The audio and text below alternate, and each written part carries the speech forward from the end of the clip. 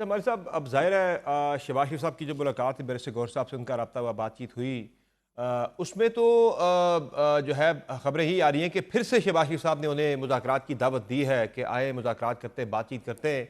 ज़ाहिर अब Tehreek Insaf position of strength से बातचीत करने की पोजीशन में तो रही नहीं है, और उन्हें नज़र आ रहा है कि वक्त गुजरने के साथ साथ जो उनकी स्पेस उनके पास है वो भी श्रिंक होती जा रही है, कम होती जा रही है। आज जिस पोजीशन पे वो बात करेंगे शायद आज से 6 महीने बाद मजीद वो इससे भी वीक पोजीशन पे जाके शायद वो मुज़ाकरात कर रहे हो।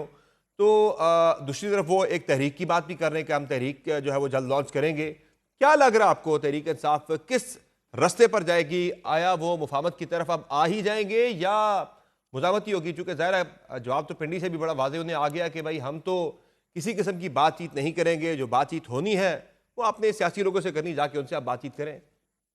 देखिए, Tehreek Insaf one man show है। वो इमरान खान साहब, बात है कि वो क्या फैसला करते हैं। अगर आप उनका लेटेस्ट ट्वीट पढ़े परसों वाला, उसमें उन्होंने क्या कहा। उन्होंने कहा कि देखें, जो अमेरिकन सदर हैं, उन्होंने भी फील्ड मार्शल को खाना दिया। उनको पता है कि कौन पावरफुल आदमी है, तो उन लोगों से ही हम बात करना चाहते हैं जिनके पास पावर है। अब प्रॉब्लम यह है कि वहां पे वो लोग इनसे बात नहीं करना चाहते। हम तो पहले भी कहते थे कि अगर आप कहते हैं कि ये प्रॉक्सीज है, ये गवर्नमेंट, तो आप प्रॉक्सी से बात करें। इनडायरेक्ट निगोशिएशंस भी होती हैं। फैसला तो अब इमरान खान ने करना है। इसमें गौहर खान, अली अमीन, ये सारे इरेलीवेंट लोग हैं। जी। फैसला तो इमरान खान साहब ने करना है। उनको दो फैसले करने उनके लिए इंपॉर्टेंट हैं। एक, जब तक वो अंदर हैं, पार्टी का बाहर वाजे क्यादत कौन संभालेगा। अलीमा खान संभालेंगी कि अलीम खान संभालेंगे, उनको ये फैसला करना है। उनको ये भी फैसला करना है कि जब आप देखें, उसने उसने कहा ना बैरिस्टर साहब ने, उन्होंने कहा कि जी बात यह है, मुझे लोग कहते हैं मैं टाउट हूँ इस्टेब्लिशमेंट का। इस्टेब्लिशमेंट के यहाँ से अंदर है खान साहब। तो अगर मैं टाउट हूँ तो खान साहब मुझे मिलते क्यों है। खान साहब जब मिलते हैं उन लोगों को जिनको बाकी पार्टी कहती है कि आप ना मिलें, ये लोग तो मिले हुए हैं, कॉम्प्रोमाइज हैं, तो आप मिक्स सिग्नलिंग कर रहे हैं।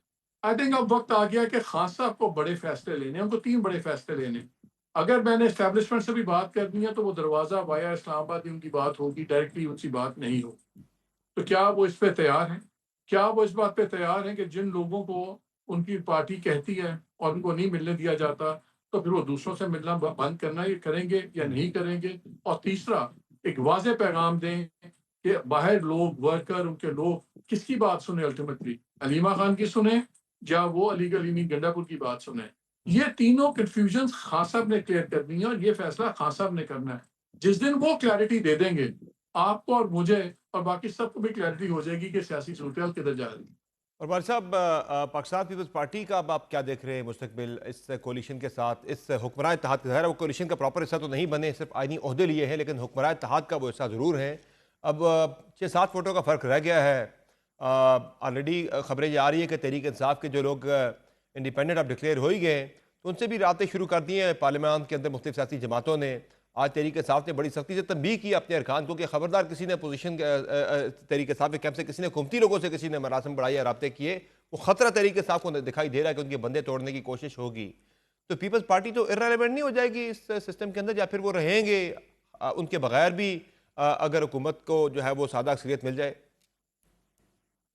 समर, इस मुल्क में आप इलेक्शन जीत के आए या इलेक्शन मनूवर्ड इलेक्शन से आए, इक़्तिदार में आने के बहुत से तरीके हैं। इक़्तिदार में रहने का भी तो हमने देखा है कि तरीका है कि आपका वन पेज ठीक हो। मैं इतना आपको कह सकता हूँ कि जो लोग इमरान खान साहब के साथ कंफर्टेबल नहीं हैं, वो उतना ही अनकंफर्टेबल, उतना तो नहीं, उससे थोड़ा-सा कम होगा, लेकिन वो उतना काफ़ी हद तक अनकंफर्टेबल बिलावल भुट्टो साहब के साथ भी हैं। तो उनके बगैर तो बिलावल भुट्टो कुछ नहीं कर पाएँगे, जो सीधी-सी बात है। इस वक़्त कम्फर्ट लेवल बहुत ज़्यादा है शहबाज शरीफ साहब की, ये इसलिए उनको तो मुझे किसी किस्म का इन लोगों से खतरा नज़र नहीं आ रहा।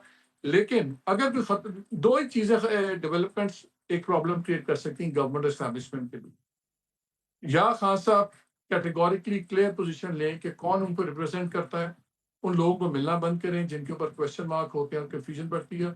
और तीसरा, क्या वो ग्रैंड पॉलिटिकल अलायंस बन सकते हैं? अगर आप हमारी पॉलिटिकल तारीख देखें पाकिस्तान की, तो एस्टैब्लिशमेंट ने तभी बात की है जब एक ग्रैंड पॉलिटिकल अलायंस बने हैं।